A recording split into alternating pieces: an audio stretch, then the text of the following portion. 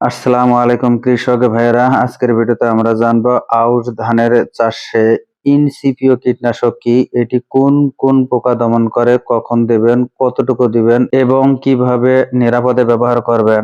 তাহলে শুরু করা যাক। ইনসিপিও কীটনাশক কি? ইনসিপিও হলো সিনজেন্টা কোম্পানির একটা আধুনিক কীটনাশক। কিভাবে কাজ করে?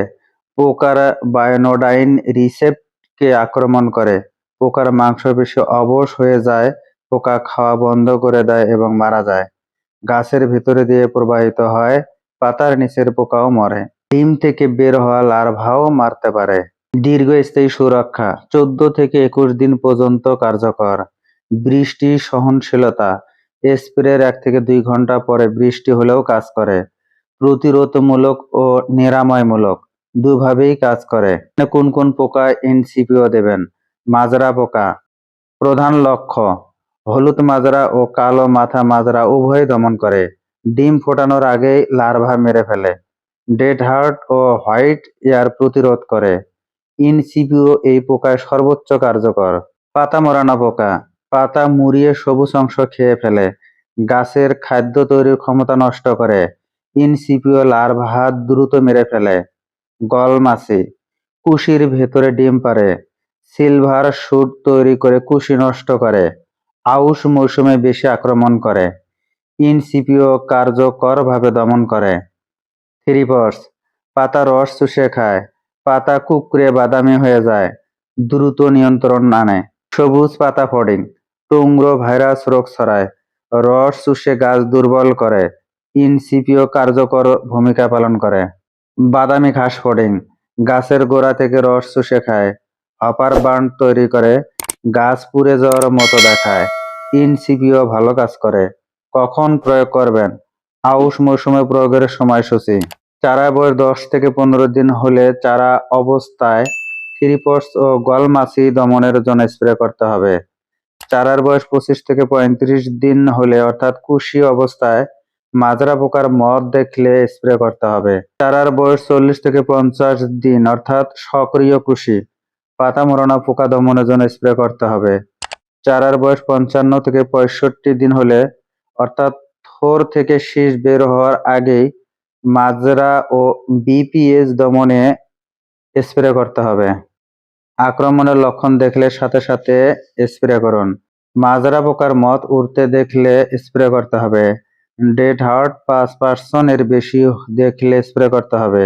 প্রতি গোছায় 2 থেকে 3টি বিপিএস দেখলে স্প্রে করুন। পাতা মোড়ানো শুরু হলে স্প্রে করতে হবে। মাত্রা ও প্রয়োগ পদ্ধতি: ইনসিপিওট 10% ওডি সঠিক মাত্রা: 1 শতক 0.4 মিলি 400 মিলি পানিতে মিশ্রণ করে স্প্রে করতে হবে। 1 বিঘা 33 শতকে 13 থেকে 15 মিলি 15 থেকে 20 লিটার পানিতে মিশ্রণ করে স্প্রে করতে হবে। 1 একর জমিতে 40 থেকে 50 মিলি 40 থেকে 60 লিটার পানিতে মিশ্রণ করে স্প্রে করতে হবে। গুরুত্বপূর্ণ: প্যাকেটের গায়ে লেখা নির্দেশনা অবশ্যই মেনে চলুন।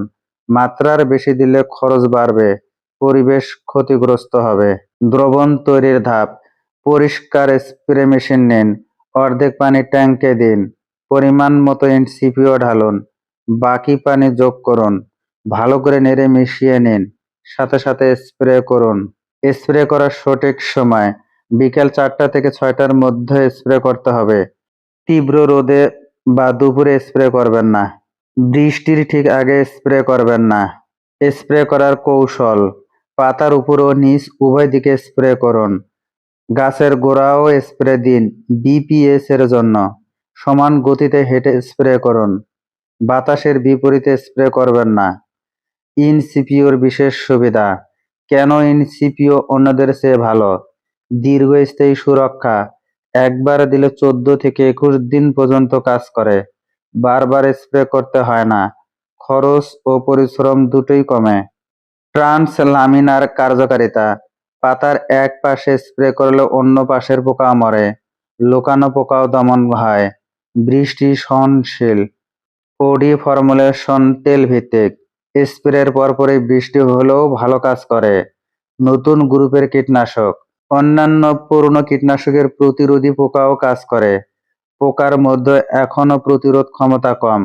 পরিবেশ বান্ধব, মৌমাছি ও উপকারী পোকার জন্য তুলনামূলক নিরাপদ, মাটিতে দ্রুত বিভাজিত হয়। সতর্কতা ও নিরাপত্তা, পুরনো হাতার জামা ও লম্বা প্যান্ট পরুন। স্প্রে করার পর সাবান দিয়ে গোসল করুন। খালি পেটে স্প্রে করবেন না। স্প্রে করার সময় খাওয়া বা ধূমপান করবেন না। ইনসিপিও ব্যবহারে সফলতার গোপন টিপস: রোটেশন করুন। একই জমিতে বারবার ইনসিপিও না দিয়ে অন্য গ্রুপের কীটনাশকও ব্যবহার করুন। আলোর ফাঁদ ব্যবহার করুন। মাজরা পোকার মদ ধরুন। পোকার আক্রমণ আগে বুঝতে পারবেন। জৈব পদ্ধতির সাথে সমন্বয় করুন। ট্রাইকো কার্ড ব্যবহার করলে ইনসিপিওর খরচ কমবে। সঠিক সময় দিন।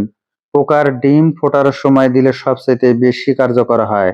তো কৃষক ভাইয়েরা, ইনসিপিও একটি আধুনিক ও কার্যকর কীটনাশক।